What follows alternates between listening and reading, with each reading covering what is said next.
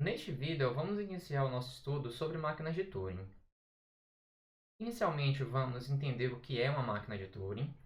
Depois, veremos algumas variações de máquinas de Turing. Em seguida, estudaremos a relação entre gramáticas e máquinas de Turing. E, por fim, estudaremos as propriedades das linguagens recursivamente enumeráveis e das linguagens recursivas. Antes de adentrar no conceito de uma máquina de Turing, vamos fazer uma retrospectiva acerca dos estudos de linguagens formais e autômatos e teoria da computação.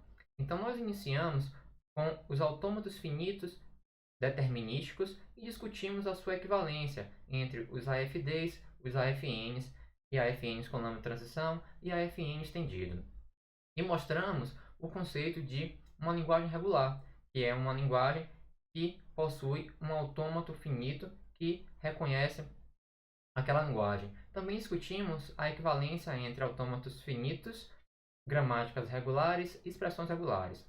Então, ao chegar no lema do bombeamento, nós nos defrontamos com a nossa primeira linguagem, que não é regular, a NBN. Então, vimos que, estendendo, adaptando o autômato finito, nós poderíamos aumentar o poder computacional desse novo objeto matemático, que é o autômato de pilha. E, pela introdução de uma pilha, na qual pode-se ler e escrever apenas no topo, nós conseguimos reconhecer um conjunto maior de linguagens, que é então as linguagens livres de contexto. Então, discutimos a equivalência entre autômatos de pilha e gramáticas livres de contexto. E então, mais uma vez, por meio do lema do bombeamento para linguagens livres de contexto, nós mostramos a limitação dos autômatos de pilha, pois há linguagens que não podem ser reconhecidas por meio de um autômato de pilha. Então, agora damos mais um passo que é em direção às máquinas de Turing. E então nos perguntamos, o que é uma máquina de Turing? Uma máquina de Turing, ela é um componente, um objeto matemático que ela possui alguns componentes. O primeiro deles é uma fita. Essa fita vai ser uma fita de leitura e escrita. Então, essa talvez seja a primeira grande diferença de uma máquina de Turing quando comparado aos outros dois formalismos. No autômato finito, nós tínhamos apenas uma fita de leitura. No autômato de pilha, nós tínhamos uma fita de leitura que continha a palavra, mas tínhamos uma pilha que justamente ela permitia a leitura e a escrita, porém de uma forma muito limitada, apenas operando sobre o topo. E aqui nós temos uma única fita que ela vai conter a palavra a ser processada, mas também essa fita ela vai poder ser escrita. E não só isso, vamos poder escrever e ler de qualquer posição.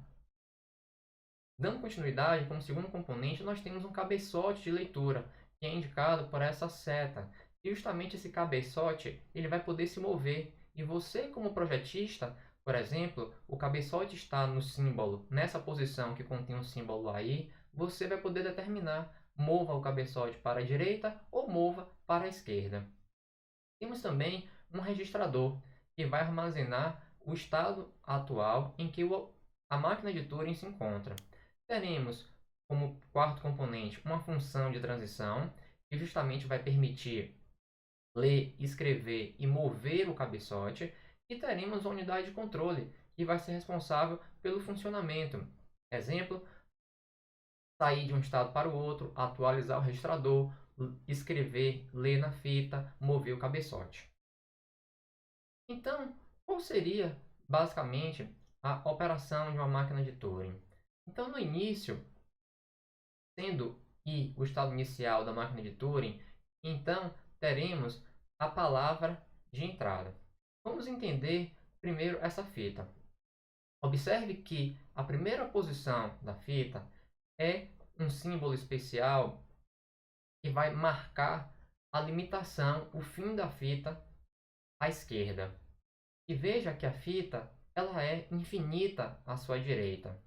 Então, se nós pensarmos de outra forma, esse símbolo ele vai marcar, delimitar a fita à esquerda. Então, na posição seguinte, nós teremos o primeiro caractere, símbolo, da palavra digitada, que é A1, A2 até a N. E observe que na posição seguinte ao último caractere, nós temos esse símbolo especial que se assemelha a um U, que é um símbolo que vai indicar que a partir dessa posição em diante, a fita está vazia, nada foi escrito nela. Esse caractere ele é um caractere especial, que vai, como comentei, vai indicar que a posição da fita nada contém, está vazia. Assim como esse caractere que marca, delimita a fita, ele também é um caractere especial. Então, o que vai acontecer? Vai acontecer que nós vamos começar com o cabeçote da máquina de Turing na primeira posição da palavra de entrada. Então, que é referente ao símbolo A1. E a partir de então, nós podemos aplicar funções de transição. Por exemplo, lendo A1, nós, no estado I, nós vamos nos dirigir para algum outro estado. Porém, nós temos possibilidade de escrever. Então, nós podemos determinar o que nós vamos escrever nessa posição onde nós acabamos de ler, antes de mover o cabeçote. E nós movemos o cabeçote indicando se o cabeçote vai se deslocar para a direita ou para a esquerda. Então, analisando a unidade de controle, a operação de uma máquina de Turing, ele tem um funcionamento bastante interessante. Enquanto houver função de transição definida, ou seja, enquanto houver uma transição do estado E consumindo A na posição atual do cabeçote, então nós vamos realizar a transição.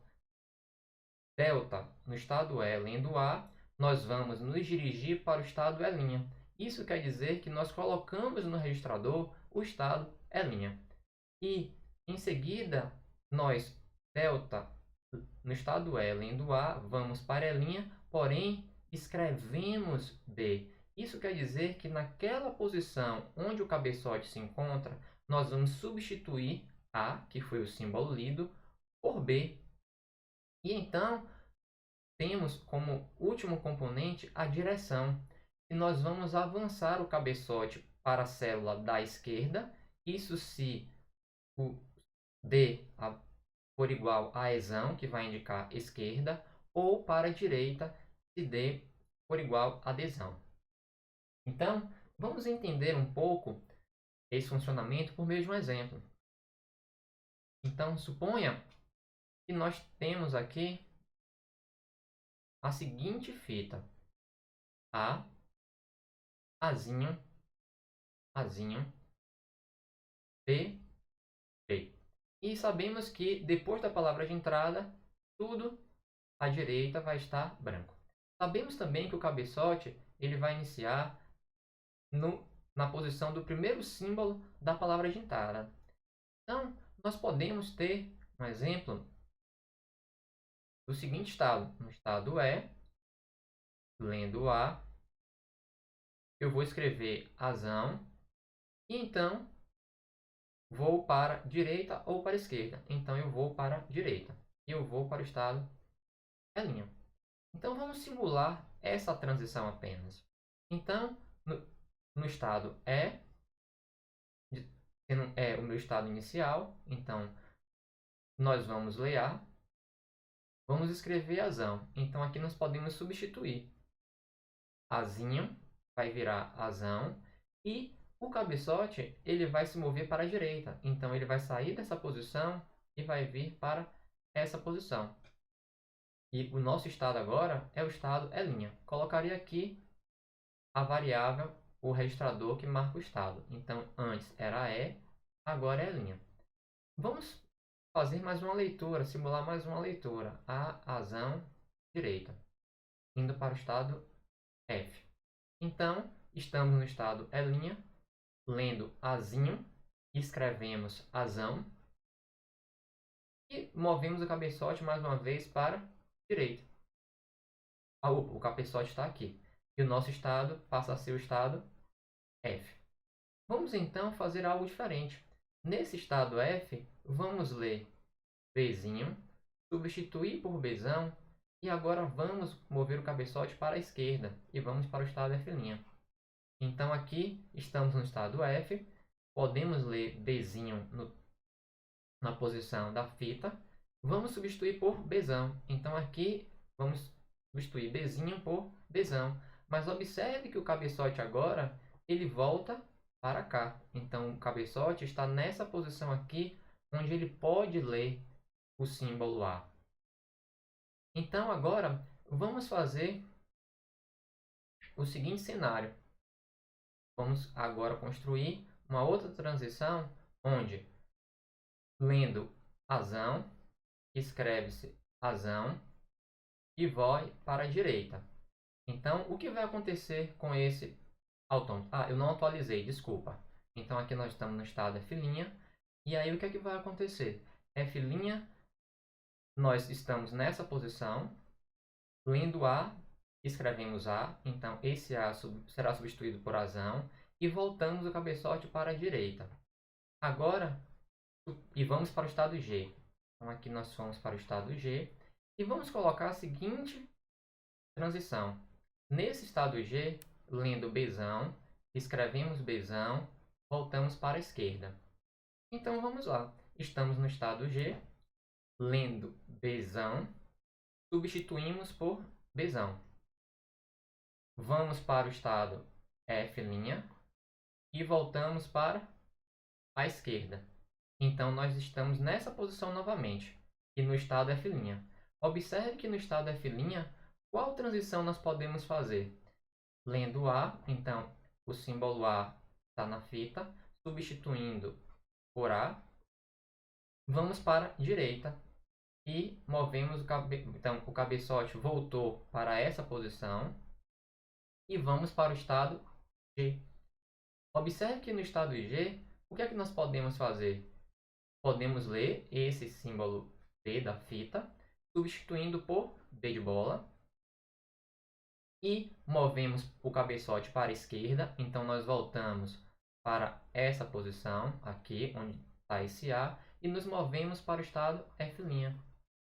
Então, com isso, se você for perceber, nós criamos uma situação de loop. Observe que nós vamos ficar no estado F', lendo A, escrevendo A, direita. E aí, no estado G, lemos B, escrevemos B, esquerda. E a partir daí nós vamos ficar indo para a direita, um passo para a direita, um passo para a esquerda, um passo para a direita, um passo para a esquerda. Desse modo, essa máquina de Turing construída, ela não vai parar. Então, peço para que você reflita e exercite, faça mais iterações desse exemplo, pois isso será extremamente importante na compreensão do problema da parada, que talvez seja um dos principais resultados de um curso de teoria da computação. No próximo vídeo, nós vamos ver algumas propriedades de uma máquina de Turing. Muito obrigado.